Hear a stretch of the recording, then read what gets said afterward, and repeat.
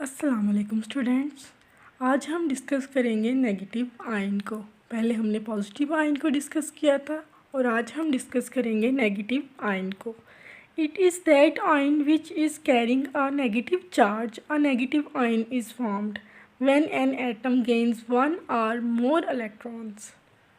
Means कि ये वो आयन है जो नेगेटिव चार्ज कैरी करता है। ये बनता कैसे है? जब एक एटम एक इलेक्ट्रॉन गेन करता है तो वो कन्वर्ट हो जाता है एक नेगेटिव आयन में। फॉर एग्ज़ाम्पल, ये जनरल एग्ज़ाम्पल ली गई है कि बी एक एटम है, इसके अंदर एक इलेक्ट्रॉन ऐड हुआ है और ये कन्वर्ट हो गया है बी नेगेटिव आयन में। नेक्स्ट देखते हैं नेगेटिव आयन के बारे में कुछ points. A negative ion is also called an anion। ये हमने पहले भी सीखा था पिछली वीडियो में कि नेगेटिव आयन को एनॉइन भी कहते हैं। A negative ion may carry -1, -2 और -3 charge depending upon the number of electrons gained by the atom। मतलब ये कि अगर एटम एक इलेक्ट्रॉन गेन करता है तो उसके ऊपर -1 चार्ज आता है। अगर वो 2 इलेक्ट्रॉन गेन करता है तो -2, और अगर वो 3 इलेक्ट्रॉन गेन करता है तो उसके ऊपर -3 चार्ज आ जाता है। Energy is released when one electron is added in the valence shell of an isolated neutral atom। मतलब ये कि जब हम किसी न्यूट्रल एटम में इलेक्ट्रॉन ऐड करवाते हैं तो एनर्जी रिलीज़ होती है। It means that the formation of an uninegative ion is an exothermic process while formation of a dinegative ion is an endothermic process।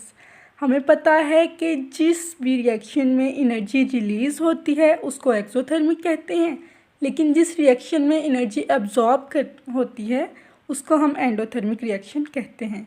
तो यूनिनेगेटिव मतलब कि एटम में अगर हम एक इलेक्ट्रॉन ऐड करवाते हैं तो एनर्जी रिलीज़ होती है, लेकिन जब हम दूसरा इलेक्ट्रॉन ऐड करवाना चाह रहे होते हैं एटम के अंदर तो हमें एनर्जी देनी पड़ती है खुद इस रिएक्शन के लिए। इसलिए डाइनेगेटिव आयन बनाने के लिए एनर्जी की ज़रूरत होती है और इस प्रोसेस को हम एंडोथर्मिक प्रोसेस कहते हैं। ये शॉर्ट क्वेश्चन भी आ सकता है कि जस्टिफाई करें कि डाइनेगेटिव आयन की जो फॉर्मेशन है वो एंडोथर्मिक प्रोसेस है। तो वो इसलिए कि जब हम सेकेंड इलेक्ट्रॉन ऐड करवाते हैं एटम के अंदर तो एनर्जी देनी पड़ती है। हम डाइनेगेटिव आयन की फॉर्मेशन के लिए हमें एनर्जी क्यों देनी पड़ती है? क्योंकि पहले तो एटम न्यूट्रल था, एक इलेक्ट्रॉन ऐड हुआ, आसानी से उसने स्टेबल होने के लिए एक इलेक्ट्रॉन ले लिया, लेकिन अब पहले से उसके ऊपर नेगेटिव चार्ज है। एक नेगेटिव चार्ज इलेक्ट्रॉन और बाहर से आएगा तो रिपल्शन क्रिएट होगी, तो फिर तो इलेक्ट्रॉन आसानी से नहीं ऐड हो सकता एटम के अंदर। तो इसलिए हमें दूसरा इलेक्ट्रॉन ऐड करवाने के लिए एनर्जी देनी पड़ती है। नेक्स्ट देखते हैं non metals mostly gain electrons to form negative ions. हमने पॉजिटिव आयन की फॉर्मेशन में पढ़ा था कि जो मेटल्स हैं वो इजीली इलेक्ट्रॉन्स दे देती हैं, रिमूव करती हैं वैलेंस शेल में से और कैटाइन में कन्वर्ट हो जाती हैं, और जो नॉन मेटल्स हैं वो इजीली इलेक्ट्रॉन एक्सेप्ट करते हैं और नेगेटिव आयंस में कन्वर्ट हो जाते हैं। For example fluorine, chlorine, sulphur, oxygen extra. Next है formation of anion is a reduction process. Oxidation और रिडक्शन एक दूसरे के अपोजिट होते हैं, तो ऑक्सीडेशन की तरह रिडक्शन की भी 3 पॉइंट से हम डेफिनेशन कर सकते हैं। For example removal of oxygen, addition of hydrogen and addition of electron. तो जबकि इसमें एडिशन ऑफ इलेक्ट्रॉन है तो ये भी एक रिडक्शन प्रोसेस है। Size of anion is larger than it's parent atom. देखें पहले ये एग्जांपल में क्लोरीन का साइज़ कितना कम है, 99 pm।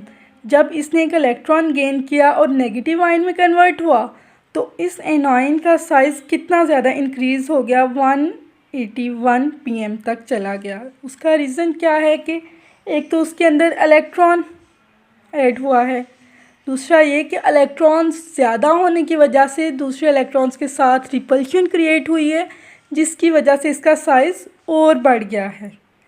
तो जब भी पॉजिटिव आयन बनता है तो उसका साइज़ न्यूट्रल एटम से कम हो जाता है और जब नेगेटिव आयन बनता है तो उसका साइज़ न्यूट्रल एटम से ज़्यादा हो जाता है।